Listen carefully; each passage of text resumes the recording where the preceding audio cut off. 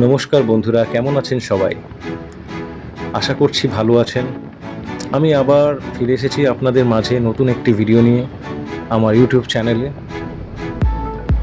অনেক দিন যাবৎ কোনো রকম নতুন কোনো ভিডিও বা রিলস আমি আপলোড করতে পারিনি আমার কিছু পার্সোনাল প্রবলেমসের জন্য। তো আবার আমি ফিরে এসেছি আপনাদের সঙ্গে আমার ঘুরে বেড়ানোর এক্সপিরিয়েন্সগুলো শেয়ার করব বলে। বেশ কিছুদিন হয়ে গেল আমি ঘুরে বেড়ানো থেকে একটু বিরতই ছিলাম,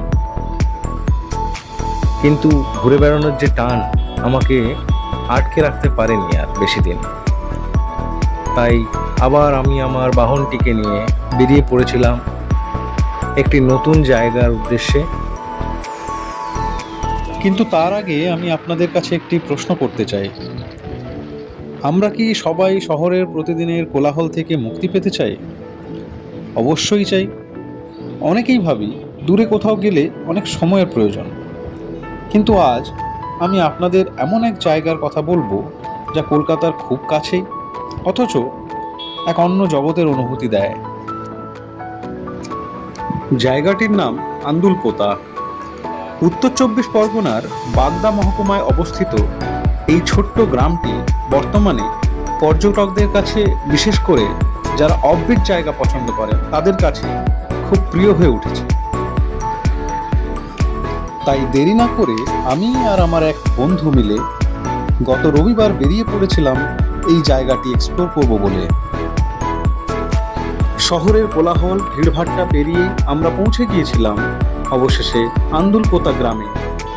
সময় লেগেছিল প্রায় 2 ঘন্টার মতো। আন্দুলপোতার আসল সৌন্দর্য কোথায় জানেন? এখানকার রাস্তায়। কল্পনা করুন, দুপাশে বিশাল জলাশয় আর মাঝখান দিয়ে চলে গিয়েছে আঁকাবাঁকা পিচের রাস্তা। এই দৃশ্যটি এতটাই সুন্দর যে ফটোগ্রাফি বা ছবি তোলার জন্য এটি এক অপূর্ব জায়গা। এখানকার শান্ত পরিবেশ, মাছের ভেড়ি এবং সূর্যাস্তের দৃশ্য আপনার মন ভালো করে দেবেই। এখন প্রশ্ন হলো, এখানে পৌঁছাবো কিভাবে? আন্দুলপোতা বসিরহাটের খুবই কাছেই। এখানে যাওয়ার 2টি সহজ উপায় রয়েছে। এক হলো সড়ক পথে। আপনারা যদি নিজেদের গাড়িতে যেতে চান তবে বাসন্তী হাইওয়ে ধরে যেতে পারেন। দূরত্ব প্রায় 67 কিলোমিটার। এছাড়াও টাকি রোড হয়ে চাঁপাপুকুর স্টেশনের লেভেল ক্রসিং পার হয়েও এখানে পৌঁছানো সম্ভব। আরেকভাবে যাওয়ার উপায় হলো রেলপথে। ট্রেনে যেতে চাইলে আপনাদের নামতে হবে চাঁপাপুকুর স্টেশনে। এখান থেকে টোটো বা অটো নিয়ে সহজেই আন্দুলপোতা পৌঁছে যাওয়া যায়।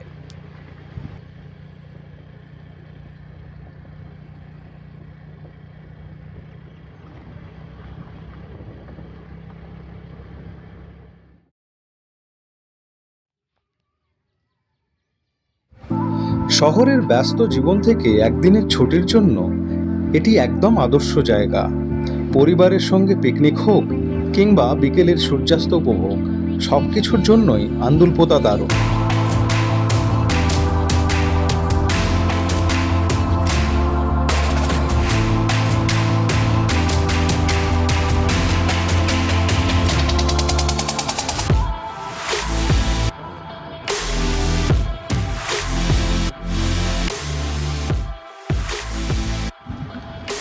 আপনারা বছরের যে কোনো সময়েই এখানে আসতে পারেন। আর যদি এক্সট্রা সময় হাতে থাকে তাহলে আপনারা এখান থেকে টাকিও ঘুরে আসতে পারেন, যা ইন্ডিয়া বাংলাদেশ বর্ডার। মাঝখান থেকে ইছামতি নদীও বয়ে গেছে, সেখানেও আপনারা নৌকো বিহার করতে পারেন। এখান থেকে খুব কাছেই আরেকটি জায়গা হলো মালতীপুর, যা সেকেন্ড আন্দুলপোতা নামেও পরিচিত। আপনারা সেখান থেকে গিয়েও ঘুরে আসতে পারেন। তাই যারা খুব কাছেই প্রকৃতির একদম কাছাকাছি এক টুকরো শান্তি খুঁজছেন, তাদের জন্য আন্দুলপোতা হতে পারে আগামী ছুটির দিনের সেরা গন্তব্য। একদিন সময় বার করে ঘুরে আসুন আন্দুলপোতায়। আশা করি আপনাদের মন ভালো হয়ে যাবে।